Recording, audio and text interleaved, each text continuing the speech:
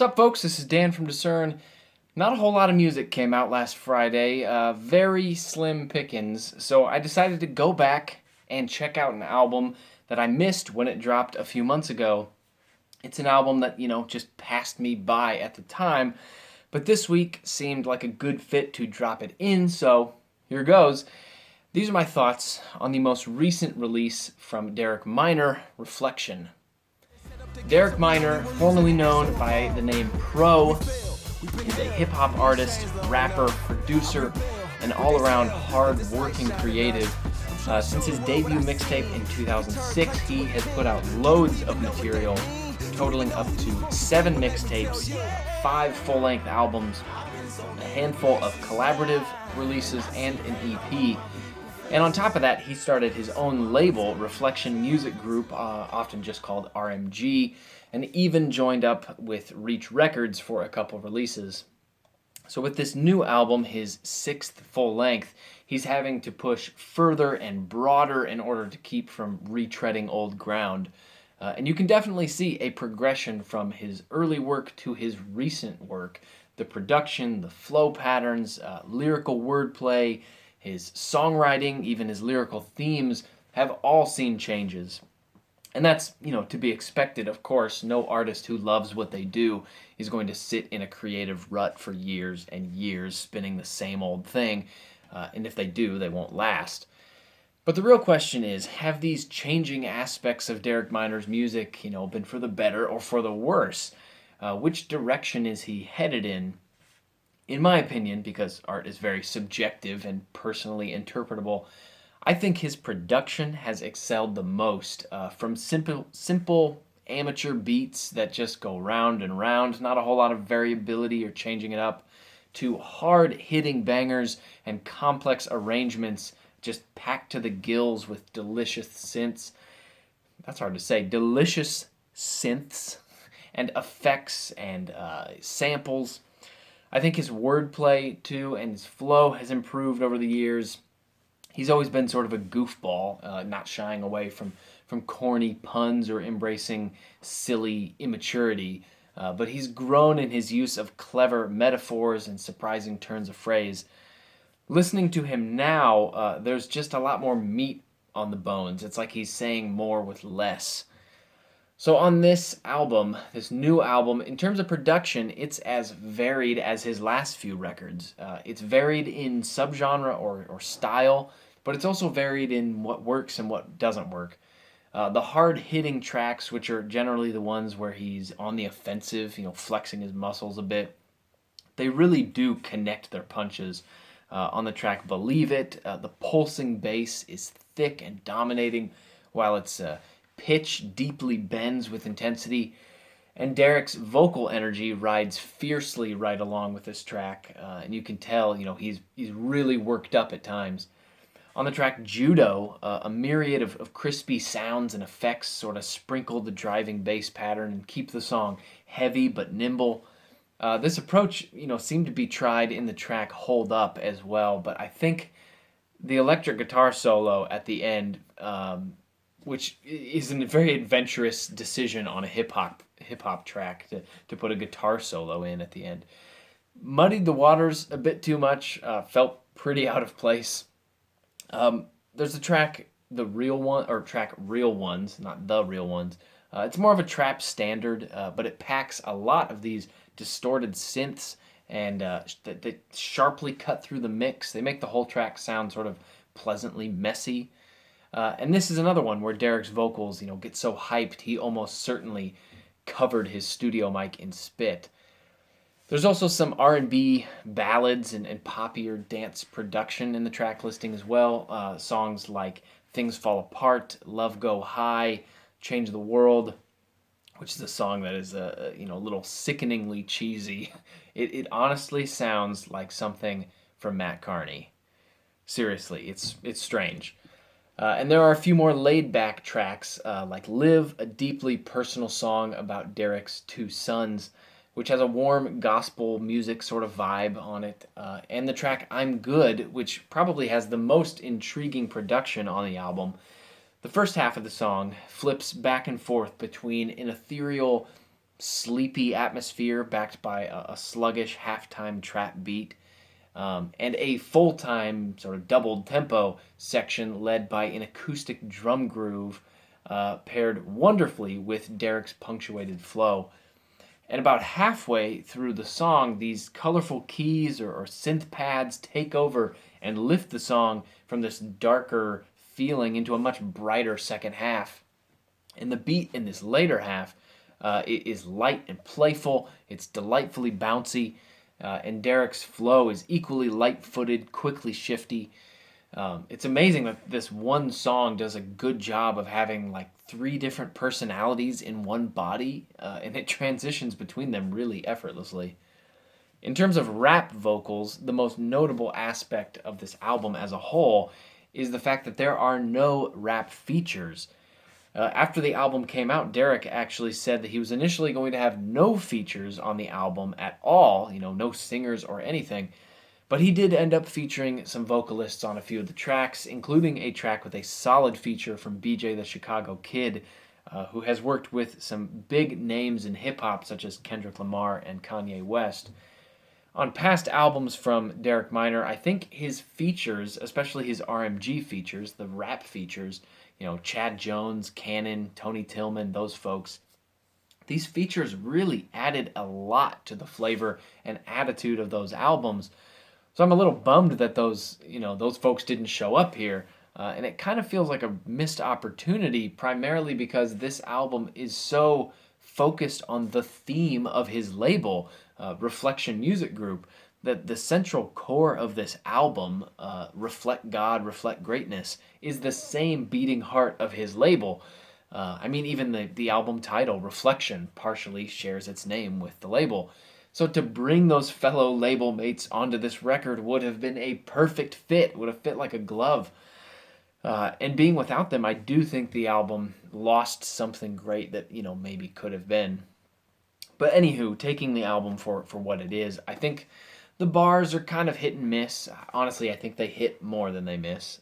From front to back, there's some that really hit, either in single bars here or there, like the very clever history deleted bar in the track You Know It, which is even reflected in the production sliding back and reverse for a few seconds.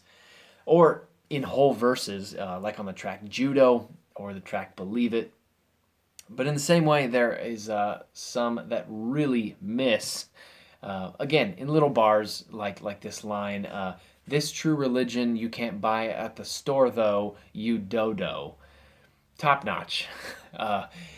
Overly repetitive and just maybe dull hooks, like in the tracks You Know It, Good Enough, or Real Ones.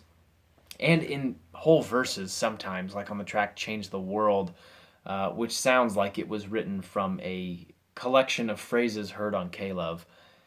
But even so, I was digging most of this album. The sound is really well produced, high quality mixes, great vocal performances, including some pretty impressive singing at times from Derek Minor himself, who hasn't done a whole lot of singing on past albums. I think that the sound of this album, be it production or rap vocals, etc., sits a little under Minorville, which is my personal favorite from that perspective. But still, it's a solid album, head and shoulders above his early releases, which just goes to show how much he's improved his sound over the years. But speaking of changes from his earlier music until now, one area where I'm less excited about seeing him change, in fact, to be honest, I'm more bothered by it, is in his overall themes and message. The theme of this album, as stated by Derek Minor himself, is you were made in the image of God, and you have value based just off of that. You were made for greatness. Now, there's nothing wrong or immoral about this theme, certainly not. But I'm not exactly sure what he means by greatness, which is not really well defined even within the album, other than by using more cliches like change the world, let your light shine, living your dreams. So I'm partially just confused, but I'm also a little concerned when God gets thrown in this mix of phrases, because then I get really confused. I mean, is the ultimate theme that God is for you and he just wants to make your dreams come true? Is the theme really as self-focused as it sounds? Because it certainly comes across that way. Uh, Now, if the theme is trying to encourage me or you to view others as being made in the image of God, yeah, I can totally get behind that more. But this isn't the theme that I feel really translates from these songs. Personally, I mean, I know I need to grow in viewing people less as representations of something else, viewing them as a type rather than as a unique individual. I think I need to approach people with a personal lens, with more empathy, being more focused on listening to them and understanding them rather than making assumptions and speaking at them. And it did really strike me on how this album talks about seeing people, all people, as those who were made in the image of God. Something I know up in my brain, but haven't fully internalized in, a life affecting way. All in all, I just think that the theme and message of this album, regardless of what it truly means or what it was intended to mean, is just further down the path that Derek Minor's recent releases have been headed, which is partially why it's disappointing to me. In a recent interview, he said, even through his successes, I always want to stay grounded and always be who I was when I first started. And that's a person that's passionate about seeing people's lives changed. And when I heard that, I realized, that this is the central glowing ember that fuels Derek's recent albums. I mean, all the way back to Minorville, or even in some of his mixtapes before that. His passion to see people's lives improve, to overcome difficulties, to find peace in troubled times, to find joy in God. This has been the theme flowing through his music quite prominently for at least the last 4 or 5 years. But as admirable and honorable as those goals are, and they really are, I can't help but sense that with each album, for these last few years, he's been slowly and continually losing the vivid and clear boasting in Jesus and the gospel message that used to season his early albums. On recent releases, the message of Christ seems to be a quick jumping off point. It's a starting point, no doubt, but it's a springboard to hop to the real discussion, which is how do we bring healing to those around us, or even to ourselves, because we need that healing too. And this theme seems to be similar, to that of other prominent Christian rappers, some who don't even like that term, folks who used to be the most enriching voices in all of Christian music, churning out dish after dish of hearty gospel truths and Christ-exalting bars. Their trajectory has now bent more towards social justice and societal change, culture shaping. Not that those are bad things, which is a qualifier I shouldn't even have to say, but I know how people tend to jump there.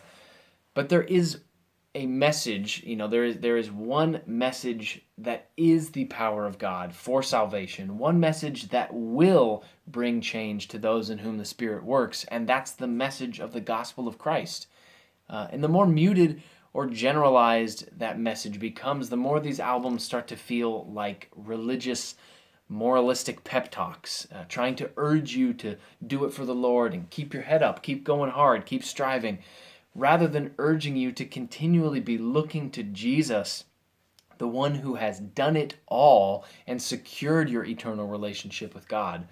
One message will lead to either an inflated sense of your own moral purity or a burdensome weight of unbearable guilt and shame, knowing you can't live up to God's perfect law. And the other message will lead to true liberation and eternal joy, lasting change. And for the life of me, I cannot understand why the message has been changing, because the messaging certainly has. But now, to level with you, every time I think I see this thematic shift happening in Christian hip-hop, because that's a big topic right now going around, it's something that I think a lot of people are thinking about, sort of this diminishing view of the glorious gospel, I have to check myself. I fully acknowledge the irony that I may look like I'm acting like the type of random reviewer who Derek Minor himself called out on his track Hot Air Balloon from the album Minorville. I'm not trying to be just a hater. Because when an album makes me feel this way, I have to slow myself down. I have to listen carefully. Try not to be quick to judge. Especially not judging motives or of the heart, and try to be discerning if I'm just hearing things. If I'm actually just whining because the music's not like it used to be, or if there has been a genuine change in his lyrics that's at least worth recognizing and thinking about.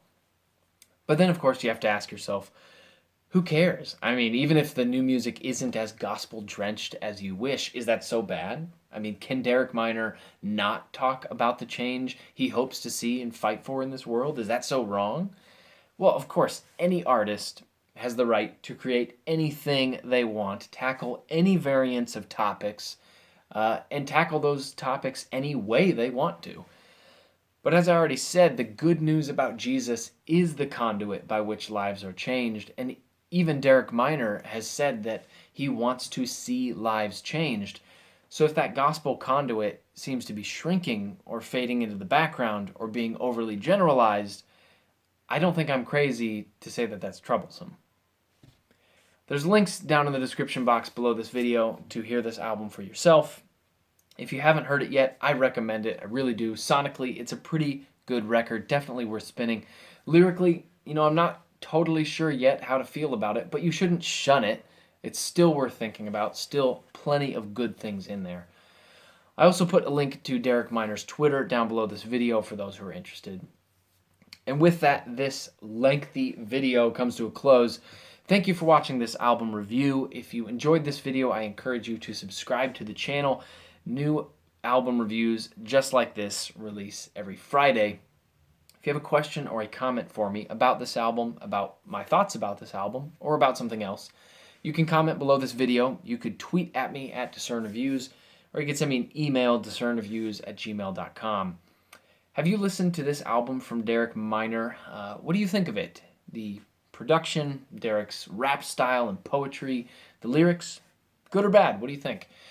Let me know. Hopefully you understand that I'm not stamping this review as absolute truth. It's just a piece of the conversation, So join in. Let me know what you think, positive or negative. I'm a big boy. I can take it. Thanks again for watching this video. I hope this helps. See you next week.